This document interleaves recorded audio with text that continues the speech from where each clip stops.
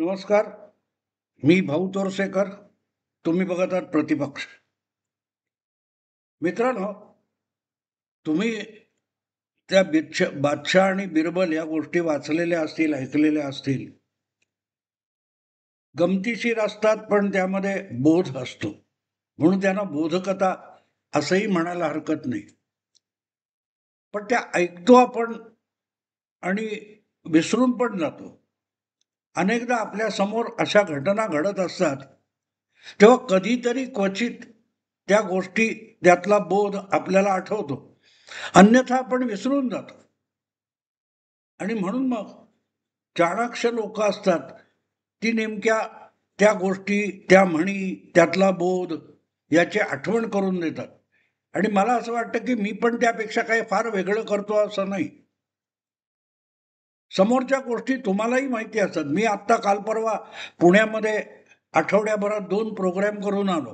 प्रत्येक ठिकाणी एक माझं कौतुक लोक करतात, ते मला खरं तर प्रामाणिकपणे आवडत नाही, की माझी स्मरणशक्ती फार दांडगी वगैरे आहे. तसं काही नाहीये. मी सांगितल्यानंतर जर ती घटना तुम्हालाही आठवत असेल, तर जे माझ्या स्मरणात आहे ते तुमच्याही स्मरणात असतं. तुमची स्मरणशक्ती तितकीच दांडगी असते. पण वेळ प्रसंगी ती ऍक्टिव्ह नसली तर तुम्हाला ती गोष्ट आठवत नाही. आणि मी तिथे बोट लावलं, ज्याला आपण इंग्रजीमध्ये क्लिक म्हणतात आजच्या सोशल मीडियाच्या भाषेमध्ये.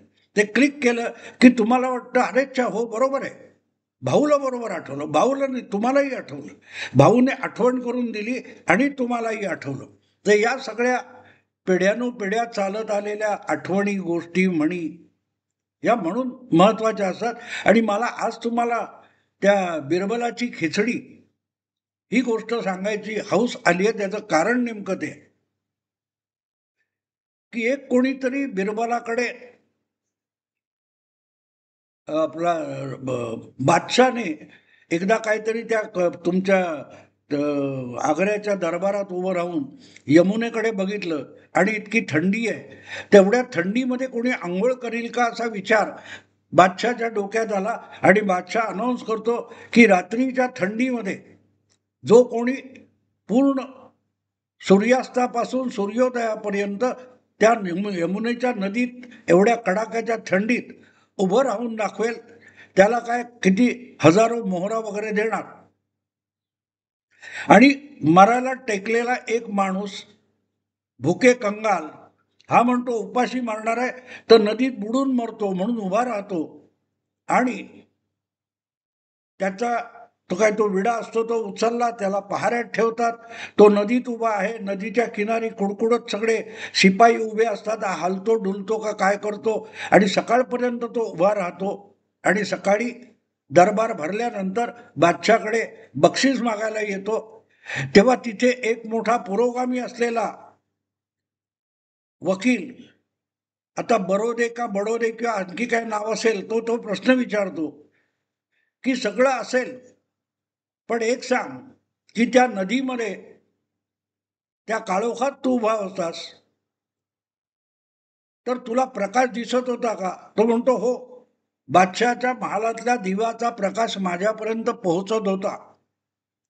आणि तेवढ्यावरून तो जो कोणी पुरोगामी असलेला बादशहाच्या दरबारातला सरदार बुद्धिमंत असतो, तो म्हणतो, ज्या अर्थी तुझ्यापर्यंत राजेच्या बादशहाच्या महालातला प्रकाश येत होता, याचा अर्थच त्या प्रकाशाची उष्णता तुला मिळत होती, त्यामुळे तू थंडीत उभा राहिलास. हेच मुळात धादांत खोटं आहे, आणि म्हणून तुला हे बक्षीस वगैरे मिळण्याचं काही कारण नाही.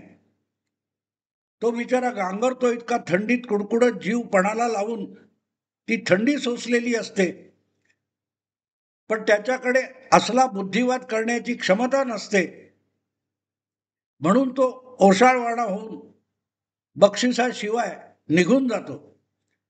पण तो थोडंफार डोकं ठिकाणावर असल्यामुळेच तो बिरबलाकडे जातो आणि म्हणतो, माझ्यावर हा अन्याय आहे,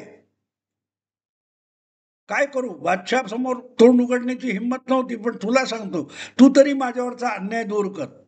बिरबल म्हणतो, हरकत नाही, काही दिवस कळ काढ.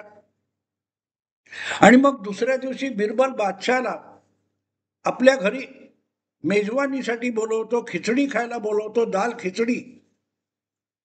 बादशाह आणि अनेक सरदार बिरबलाच्या घरी पोहोचतात.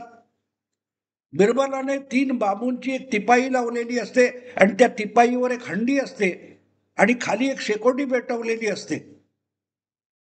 ही सगळ्यात चमत्कारिक खिचडी आहे असं बिरबल सांगतो आणि बादशाह सकट सगळे सरदार कौतुकाने ती खिचडी बघत असतात. जिथे शेकोटी लावलेली असते त्याच्यापासून 10 फूट उंचीवर ती हंडी लावलेली असते आणि त्याच्यात ठेवलेली डाळ, तांदूळ, खिचडी कधी शिजणार ही समस्या असते.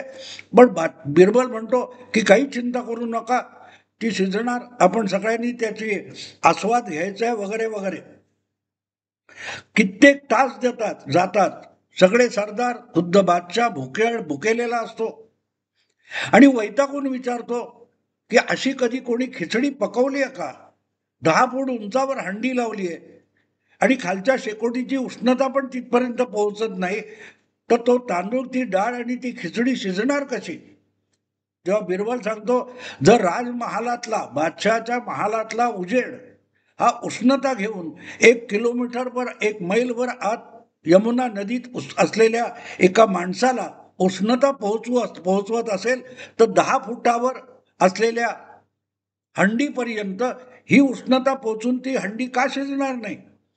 आणि बादशाला आपली चूक लक्षात येते वगैरे वगैरे. हा त्यातला बोध आहे की युक्तिवादातून कसं उल्लू बनवलं जातं शहाण्या माणसाला, याचा तो नमुना होता. आणि म्हणून ही गोष्ट मला आज आठवली. याचं कारण बिरबलाची खिचडी कधी शिजली नाही, तशी खिचडी शिजवण्याचा उद्योग गेली कित्येक वर्ष चालू आहे आणि ती खिचडी आणि त्यातली डाळ काळी आहे की गोरी आहे हे न तपासता अशी खिचडी शिजणार नाही लवकर, त्यामुळे ती बिरबलाच्या हंडीतच टाकली पाहिजे हे ओळखून सुप्रीम कोर्टाने मोदी विरोधी, भाजप विरोधी शहाण्यांची ती सगळी डाळ आणि खिचडी बिरबलाच्या हंडीत टाकलेली आहे. आता ती शिजेल तेव्हा शिजेल. वक्फ नावाचा जो कायदा किंवा सुधारणा विधेयक काल परवाच संसदेमध्ये मंजूर झालं, त्याला सुद्धा ते असंवैधानिक आहे असं ठरवून काही लोक याचिका घेऊन सुप्रीम कोर्टात गेलेले आहेत. आणि अर्थातच जे राजकारणातून साध्य होत नाही ते न्यायालयाच्या माध्यमातून राजकारण करण्याचा खेळ काही लोकांनी गेल्या 20-25 वर्षामध्ये सातत्याने चालवलेला आहे. तुम्ही देशाला स्वतंत्र केलं म्हणता काँग्रेसने, आणि काँग्रेसच्याच नेतृत्वाखाली जर या देशाची राज्यघटना बनलेली आहे आणि त्या घटनेनुसार आणि त्यानुसार तयार झालेल्या कायद्यानुसार आणि संस्थांच्या मदतीने जर नरेंद्र मोदी नावाचा माणूस देशाचा पंतप्रधान झाला असेल, तर त्याला अपशकुन करताना तुम्हाला त्या नियमातून जाता येत नसेल, तर हे सातत्याने कोर्ट कचेऱ्या आणि कोर्टाच्या मार्गाने मोदींना पराभूत करायला बघतायत. हे मी नव्याने सांगायला नको. सैनिक बदलतात, सेनापती बदलतात, पण लढाईची रणनीती तीच राहिलेली आहे. 25 वर्षापूर्वी, 22 वर्षापूर्वी तिस्ता सेटलवाड त्याचं नेतृत्व करत होते. आज कपिल सिब्बल वगैरे त्याचं नेतृत्व करतात. पण मुद्दा असा आहे की खिचडी शिजण्यासाठी ती चुलीवर ठेवावी लागते. ती उंचीवर टांगलेल्या हंडीमधून खिचडी शिजवता येत नाही. आणि म्हणून अशा शहाण्यांना न शिजणारी डाळ आणि तांदूळ घेऊन आले तर बिरबलाच्या हंडीत टाकणं सुप्रीम कोर्टालाही आवश्यक वाटलं आणि त्यातून जे काय नाट्य घडलंय ते सांगणं भाग आहे. कारण हे जे कोणी काल परवा संमत झालेल्या वक्फ सुधारणा विधेयकाचा कायदा होत असताना त्याला असंवैधानिक ठरवायला सुप्रीम कोर्टात गेले, त्यांना सुप्रीम कोर्टाच्या सरन्यायाधीशाने चक्क हाकून लावलं. 1 नाही, 2 नाही, 3 नाही, एकापेक्षा एक मोठे कोण असतील, अभिषेक मनु सिंघवी, कपिल सिब्बल, असे एकापेक्षा एक वकील ज्यांची ख्याती भाजप विरोधक, मोदी विरोधक, हिंदू विरोधक अशी आहे, हे एकामागून एक सरन्यायाधीशांच्या न्यायालयात जाऊन तातडीने हा विषय सुनावणीसाठी घ्यावा म्हणून आग्रह धरत होते. एक दोघांना सरन्यायाधीशांनी समजावलं की बाबा अशा पद्धतीत कोर्टामध्ये येता येणार नाही, विषय आणता येणार नाही, त्यासाठी योग्य तो मार्ग उपलब्ध आहे, जाऊन तुमची याचिका नोंदवा, रजिस्टर करा, ती त्या क्रमाने येईल, तेव्हा सुनावणीला घेतलं जाईल.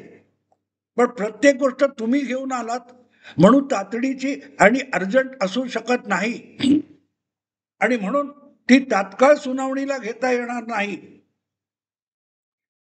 तरीही लोक आर्ग्युमेंट करत राहिले, युक्तिवाद करत राहिले, अमुक आहे तमुक आहे, त्यामुळे ते घटनाबाह्य आहे, हे असंवैधानिक आहे. तेव्हा शेवटी सरन्यायाधीशांनीच या सगळ्या मोठ्या जाणकार वकिलांची कानउघडणी केली की घटनेच्या प्रत्येक कलमानुसार संसदीय कामकाज चालतं आणि त्या कलमांच्या मर्यादेत राहून हे विधेयक आणलं गेलं असेल आणि बहुमताने संमत झालं असेल तर मग ते असंवैधानिक कसं? सगळंच्या सगळं संवैधानिक दिसतंय आणि तुम्हाला वाटतं म्हणून ते असंवैधानिक आहे, आणि म्हणून सगळ्यात तातडीने ते रद्द करण्यासाठी सुनावणी घेतली जावी, हे अजिबात मान्य होणार नाही. जा, रांगेत उभे राहा, तुमचा नंबर येईल तेव्हा तुमच्या याचिकेची सुनावणी होईल, असं म्हणून सुप्रीम कोर्टाने वक्फ सुधारणा विधेयकाला किंवा त्याच्यावर एकामागून एक आलेल्या याचिकांना रांगेत पाठवून दिलेला आहे. रजिस्टर करा, सुनावणी करायला या, पाहिजे तर एकत्र करून सुनावणी करू, पण आत्ता घाई गर्दीने तात्काळ या वक्फ विरोधी विधेयकाच्या याचिकेची सुनावणी होणार नाही. याचा अर्थ मित्रांनो साधा सरळ आहे. जी खिचडी शिजणार नाही अशा पद्धतीने शिजवायला घातली जाते, ती कधीही शिजत नाही आणि त्यातून कुठलीही मेजवानी होऊ शकत नाही, इतकाच त्याचा अर्थ आहे. आणि हे मी आज सांगतो असं समजू नका. तुम्हाला आठवत असेल तर उल्हास बापट नावाचे घटनातज्ञ जे काय शिवसेनेच्या दुभंगानंतर, राष्ट्रवादीच्या दुभंगानंतर आपलं ज्ञान पाजळत होते, ते दादांत तोंडघशी पडले आणि माझ्यासारखा एक सामान्य पत्रकार याविषयी सुप्रीम कोर्टात कधीही निकाल नजीकच्या काळात येण्याची शक्यता नाही हे मी सांगत होतो, आणि मी खरा ठरलो, कारण मला बिरबलाच्या खिचडीचा बोध ठाऊक आहे. सुप्रीम कोर्टामध्ये किंवा कुठल्याही कोर्टामध्ये एखादी केस जाते, त्याची सुनावणी होईपर्यंत त्या सगळे याचिका आणि काय खटले त्यातली गंमत संपून गेलेली असते, त्यातली संवेदनशीलता संपून गेलेली असते. अजमल कसाब असो किंवा ते निर्भया असो, या सगळ्या प्रकरणातले ज्यांना फाशीची शिक्षा झाली त्यांना फाशी द्यायला किती वेळ लागला बघा मित्रांनो. त्यासाठी मध्यरात्री सुद्धा सुप्रीम कोर्टाचे दरवाजे उघडले जाऊ शकतात. हे मी एवढ्यासाठी सांगतोय की जे काही राजकारण तुम्ही न्यायालयाच्या माध्यमातून खेळायला बघता, तेव्हा न्यायालयाला सुद्धा पर्याय उरत नाही, नकार तर देता येत नाही, आणि त्यामुळे एका उंच टिपाईवर तुमची एक हंडी लटकवायची आणि त्याच्यात असे विषय टाकून द्यायचे, एवढाच मार्ग सुप्रीम कोर्टाकडे सुद्धा उरत असतो. जेव्हा तुम्हाला राजकारण करण्यासाठी संसदेची व्यवस्था आहे, कायदे मंडळाची व्यवस्था आहे, निवडणुकीची व्यवस्था आहे. मोदींना किंवा भाजपला हरवायचं असेल तर तुम्हाला तितकंच स्वातंत्र्य आहे जितकं मोदींना आणि भाजपला आहे. जा आणि मोदींना आणि भाजपला निवडणुकीच्या रिंगणात हरवा. अधिकाधिक भारतीय मतदाराला पटवा की तुमची बाजू बरोबर आहे आणि मोदींची बाजू चूक आहे, भाजपचं धोरण चुकीचं आहे, आणि निवडणुकीच्या रिंगणामध्ये भाजपला हरवा. पण ते जेव्हा शक्य होत नाही तेव्हा पंचावर दबाव आणून सामना आम्ही जिंकला अशी घोषणा करा. हा जो काय अव्यापारशु व्यापार गेली 20-25 वर्ष भारतीय राजकारणात सुरू आहे, त्यातूनच ही बिरबलाची खिचडी म्हणजे सुप्रीम कोर्टाची तिपाई आणि तिथे लटकणारी हंडी असा एक प्रकार होऊन बसलेला आहे. आणि म्हणूनच मला असं वाटतं की जे उत्साहात अगदी ते वक्फचा कायदा काय तो सुधारणा विधेयक आहे हे अधिवेशनाच्या लोकसभेच्या पहिल्या अधिवेशनाच्या वेळेलाच सादर करण्यात आलं, जेपीसी कडे पाठवण्यात आलं. त्यात काय आहे आणि काय नाही याच्या आधीच त्याला विरोध सुरू झाला होता. होत होत ते जेपीसी कडून झालं, सगळ्यांकडच्या आक्षेप वगैरे नोंदवले गेलेत. इतकी बारीक प्रक्रिया का केली मोदींनी म्हटलं तर पहिल्या फटक्यातही पास करता आलं असतं, काल पास केलं ते. पण ही प्रक्रिया एवढ्यासाठी केली की ज्याला सुप्रीम कोर्टात किंवा न्यायालयात सुद्धा कोणी आव्हान देऊ शकणार नाही, आणि दिलं गेलं आव्हान तर ते टिकता कामा नये इतक्या तयारीने मोदी आणि शहा या वक्फ सुधारणा विधेयकाच्या रणांगणात उतरलेले होते. आणि या सगळ्या काळामध्ये मोदींचे किंवा भाजपचे विरोधक काय करत होते? नुसत्या टिंगल टवाळ्या चालल्या होत्या, कॅमेऱ्यासमोर मोठमोठे आरोप केले जात होते. पण यातलं तथ्य शोधून कुठे चूक आहे हे मतदाराला पटवून देण्यापर्यंत आणि उद्या सुप्रीम कोर्टालाही पटवून देण्यापर्यंत जर तयारी केली असती तर गोष्ट वेगळी होती. पण सगळं करायचं नाही, मोदींनी केलं म्हणजे चूक हा मनात घुसलेला एक सिद्धांत आहे. आणि त्यामुळे जर आम्ही ज्याला चूक म्हणतो त्याला सुप्रीम कोर्ट चूक म्हणत नसेल तर सुप्रीम कोर्ट सुद्धा मोदींच्या खिशात आहे असले आरोप करण्यापर्यंत त्यांची मजल गेली. जिथे तुम्ही जिंकता तिथे ईव्हीएम बरोबर असतं, जिथे महाराष्ट्रात तुम्ही हरता, हरियाणात हरता तेव्हा ईव्हीएम चुकीचं असतं. हम करे सो कायदा याला हे लोकशाही समजतात आणि त्यातून ही मानसिकता तयार होते. आणि मग अशा मानसिकतेला मला वाटतं आता अलीकडे निवृत्त झालेले सरन्यायाधीश धनंजय चंद्रचूड यांनी सुद्धा सांगितलं की विरोधी पक्षाची भूमिका, सरकारच्या विरोधी पक्षाची भूमिका ही न्यायालयाने पार पाडावी ही अपेक्षा संपूर्णपणे चुकीची आहे असं धनंजय चंद्रचूड यांना निवृत्त झाल्यानंतर बोलावं लागलं.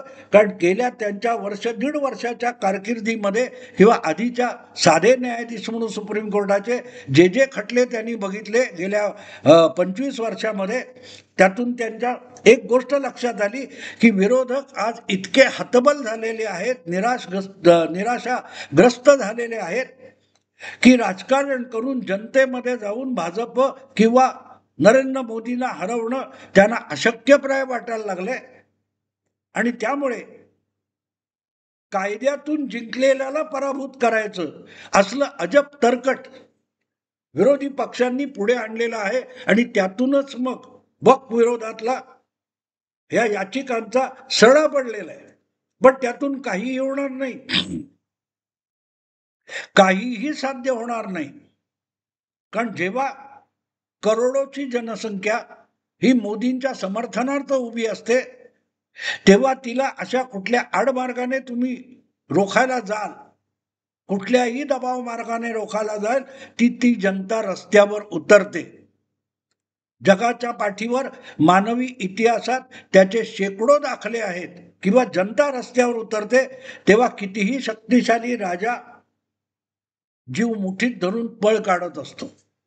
इथे स्वतःला पराभूत होऊनही राजा समजणारा गांधी परिवार आणि त्यांचे बौद्धिक गुलामी करणारे चेले चपाटे आपल्या वाणीने आणि लेखणीने मोदींना हरवायला बघतात, युक्तिवादाने मोदींना हरवायला बघतात. अशांची डाळ शिजणारी नाही हे ओळखूनच सरन्यायाधीशांनी त्यांना बिरबलाच्या त्या खिचडीच्या हंडीमध्ये टाकलेलं आहे. थोडक्यात वक्फ विषयी ज्या काय सुधारणा कायद्याने केल्यात त्याचा अंमल सुरू झाला आणि तो मुस्लिमांनी स्वीकारला, तरीही वक्फ सुधारणा विधेयकाला आव्हान देणाऱ्या याचिका यांची सुनावणी होऊन त्यावर काही निर्णय येण्याची शक्यता मला दूर दूरपर्यंत दिसत नाही. म्हणूनच त्याला म्हणतोय की वक्फ याचिकांची जी डाळ होती ती सुप्रीम कोर्टाने बिरबलाच्या खिचडीच्या हंडीत टाकलेली आहे. बघू कधी शिजते. मित्रांनो, आता इथेच थांबतो. आवडलं लाईक करा, शेअर करा आणि प्रतिपक्षाला सबस्क्राईब करा. नमस्कार.